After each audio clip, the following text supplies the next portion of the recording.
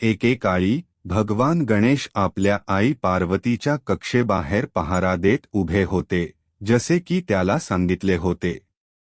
अचानक त्याने एक मोठा आवाज ऐकला आणि एक अनपेक्षित पाहुणा पाहिला. युद्धाचा देव भगवान कार्तिकेय, जो लांबच्या प्रवासातून परतला होता. भगवान गणेशाने आपल्या भावाला ओळखले नाही आणि जेव्हा भगवान कार्तिकेयाने खोलीत प्रवेश करण्याचा प्रयत्न केला तेव्हा भगवान गणेशाने त्याला आत येऊ देण्यास नकार दिला. यामुळे दोन भावांमध्ये वाद झाला. भगवान कार्तिकेयाने भगवान गणेशावर त्याच्या मार्गात अडथळा असल्याचा आरोप केला.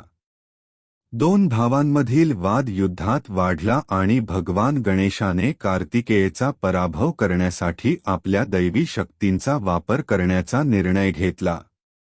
तथापि त्याचे प्रयत्न व्यर्थ ठरले आणि लवकरच त्याला समजले की तो आपल्या अधिक अनुभवी भावाविरुद्ध लढाई जिंकू शकत नाही.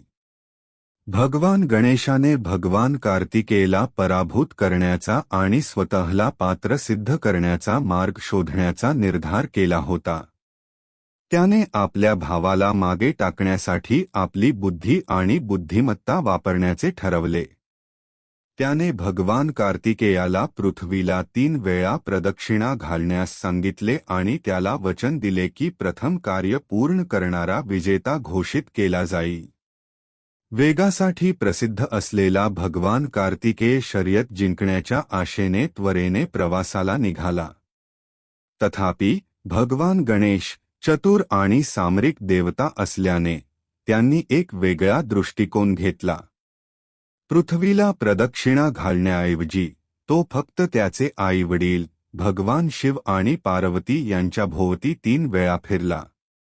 जेव्हा भगवान कार्तिकेय पृथ्वीला 3 वेळा प्रदक्षिणा करून परत आले तेव्हा त्यांना भगवान गणेश शेवटच्या रेषेवर बसलेले पाहून आश्चर्य वाटले. त्यांच्या शेजारी भगवान शिव आणि पार्वती होते. भगवान गणेशाने शर्यत जिंकली होती, त्यामुळे भगवान कार्तिकेयला आश्चर्य वाटले. भगवान कार्तिकेय भगवान गणेशाच्या बुद्धिमत्तेने आणि चातुर्याने प्रभावित झाले आणि त्यांनी त्यांना विजेता म्हणून मान्यता दिली. आपल्या मुलाच्या विजयाने भगवान शिव आणि पार्वती देखील प्रसन्न झाले आणि त्यांनी त्याच्या बुद्धिमत्तेची आणि बुद्धिमत्तेची प्रशंसा केली.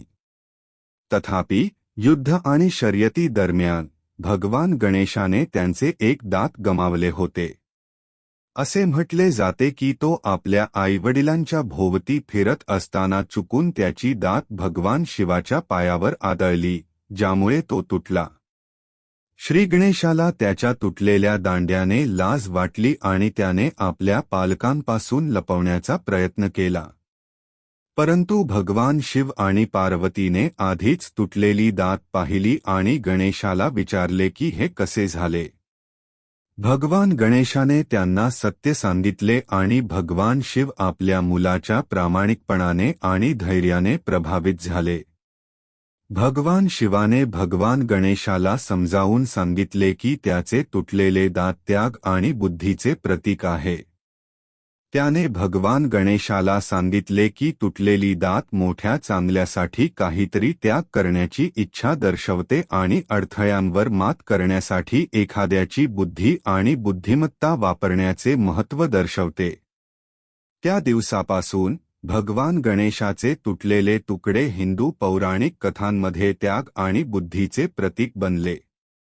असे म्हटले जाते की भगवान गणेशाने महाभारत लिहिण्यासाठी आपली तुटलेली तुकडी वापरली आणि असे मानले जाते की तुटलेली तुकडी जीवनातील अडथळे आणि आव्हानांवर मात करण्यासाठी एखाद्याच्या बुद्धीचा आणि बुद्धिमत्तेचा वापर करण्याचे महत्त्व दर्शवते.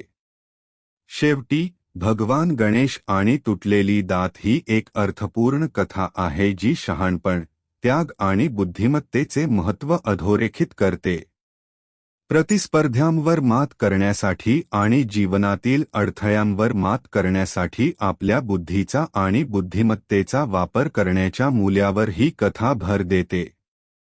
हिंदू पौराणिक कथांमध्ये तुटलेली दात हे एक महत्त्वपूर्ण प्रतीक बनले आहे, जे मोठ्या चांगल्यासाठी काहीतरी त्याग करण्याची इच्छा दर्शवते आणि जीवनात यश मिळविण्यासाठी आपल्या बुद्धीचा आणि बुद्धीचा वापर करण्याचे महत्त्व दर्शवते.